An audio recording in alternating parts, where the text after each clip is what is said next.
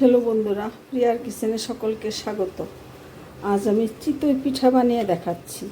তার জন্য আমি 500 গ্রাম চাল আমি ভিজিয়ে রেখেছিলাম। 2-2.5 ঘন্টা ভিজিয়ে রেখে রেগুলার ভাত খাওয়ার যে চাল, সেই চালটাই আমি ভিজিয়ে রেখেছিলাম। সেটা মিক্সারে বেটে নিয়ে আমি এরকম একটা ঘন থকথকা বেটার করে নিয়েছি। আর দিয়েছি এর মধ্যে নুন দিয়েছি। এখন দিয়ে দেবো একটু ইনো দিয়ে মিক্সড করে নেব। এতে করে একটু ফুলবে, ফ্লাফি হবে চিতই পিঠা।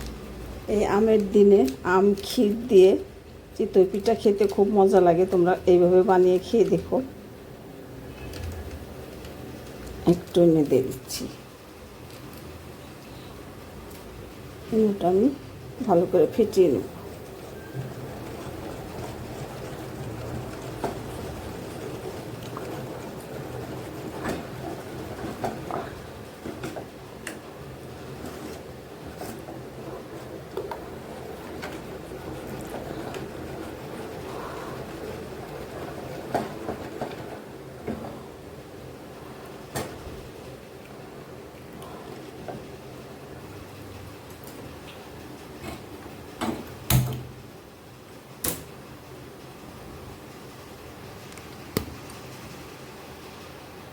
বন্ধুরা, আমি একটা লোহার কড়াই বসিয়ে দিয়েছি। সেই কড়াইয়ের মধ্যেই করব।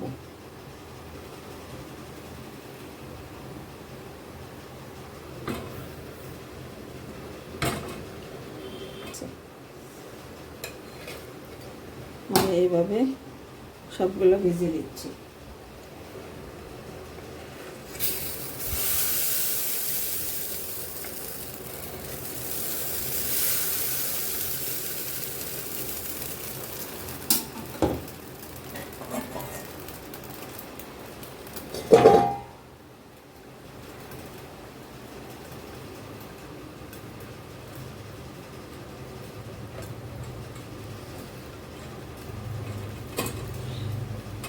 দেখো না, পিছন সাইডটাও কি সুন্দর হয়েছে।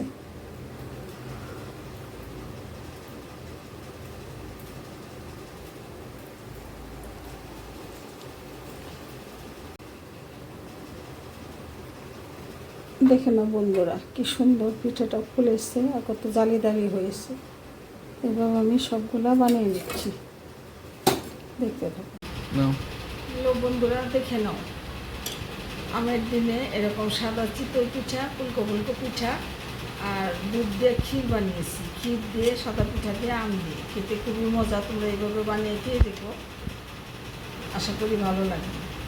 আর এই রেসিপিটা ভালো লাগলে অবশ্যই কমেন্ট করে জানিও।